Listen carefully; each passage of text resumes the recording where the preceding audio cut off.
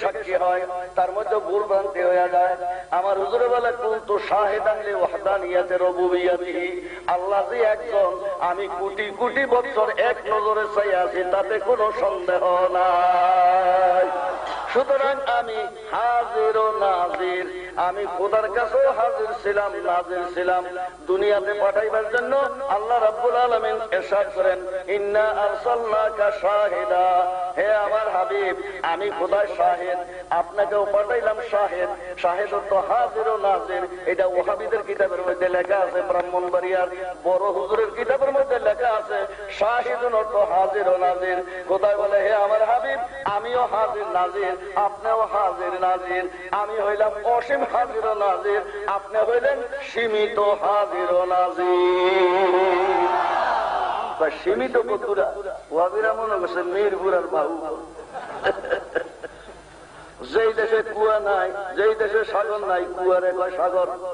যেই দেশে নাগর নাই, সেটুকুরে কয় নাগর। ওয়াবিরা তো ছোট্ট বাংলাদেশ আর কিছু চিনে না। আমার হুজুর সীমিত হাজির ও নাজির অর্থ কি জানেননি?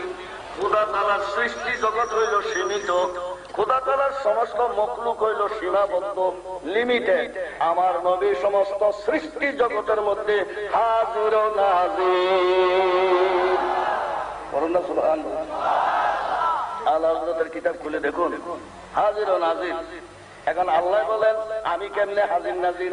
এটা তো তোমরা প্রশ্ন করো না। আমার নবী হাজির নাজির বললে তোমাদের গায়ে আগুন লাগে। তাহলে বোঝা গেল, আমারে দোস্ত মনে করো, আমার নবীরে তোমরা দুশ্মন মনে করো। আমার নবীরে দুশ্মন মনে করলে আমি খোদার কাছে জায়গা পাওয়া যাবে না, শয়তান হয়ে যাবে। শয়তানে বলে, আমি তৌহিদপন্থী, আমি তৌহিদি জনতা, খোদা তোমারে সেজদা করব, তোমার ইবাদত করব।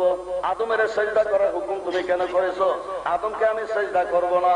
আমি তৌহিদপন্থী, আমি রিসালাতপন্থী না। খোদা বলে, রিসালাতপন্থী না হইলে আগে তুমি মুমিন ছিলা, আবেদ ছিলা, আমল ছিল। যখন তুমি রিসালাতপন্থী হইলা না, তৌহিদপন্থী দাবি করতেছো, তোমার ঈমানও বরবাদ, তোমার আমলও বরবাদ। এখনকার সমাজের মধ্যে তৌহিদি জনতা আছে কিনা? আমরা বলি সুন্নি জনতা। হরে না সুবহানাল্লাহ। সুন্নি জনতার মধ্যে তৌহিদও আছে, রিসালাতও আছে, আছে কিনা? যখন তৌহিদি জনতা বলে ফেলছে, এটা লিমিটেড হয়ে গেছে, রিসালাত আর এটার মধ্যে নাই, তাহলে আমরা এক শব্দ দিয়া বলি সুন্নি জনতা। আহলে সুন্নাত ওয়াল জামাতের অর্থ হইল ফরজ, ওয়াজিব, সুন্নাত, নফল সব। সুন্নি আহলে সুন্নাত অর্থ হইল নবীর তরিকা, নবীর আকীদা। এই পথে যারা চলে তাদেরকে বলা হয় আহলে সুন্নাত। করেন না সুবহানাল্লাহ। সুতরাং আহলে সুন্নাতের মধ্যে ফরজও আছে, ওয়াজিবও আছে, নফলও আছে। যদি বলে আমি আহলে ফরজ, যেমন শরীয়তপুরের দুদু মিয়া, হাজী শরীয়তুল্লাহ, তারা আমরা সুন্নত মানি না, আমরা ফরায়েজ মানি, ফরায়েজি আন্দোলন, ফরজের আন্দোলন করে, সুন্নতের আন্দোলন নাই। প্রথম ছুটি নবীর গলার মধ্যে ছুরি দিছে, এরপরে আবার আমি মুসল্লি।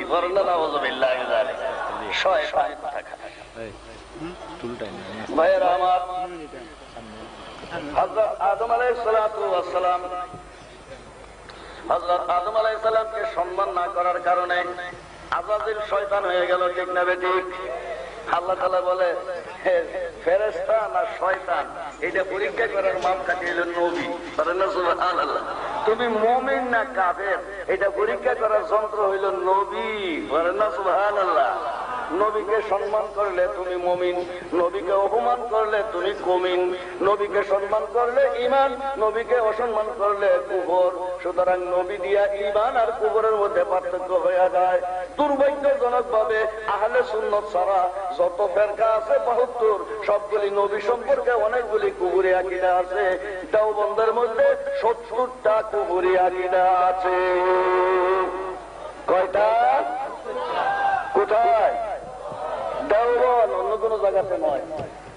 দেওবন্দের মধ্যে 70টা কুফরি আকীদা আছে, তালিকা আছে আমাদের কাছে। মওদুদীবাদের মধ্যে 111টা কুফরি আছে।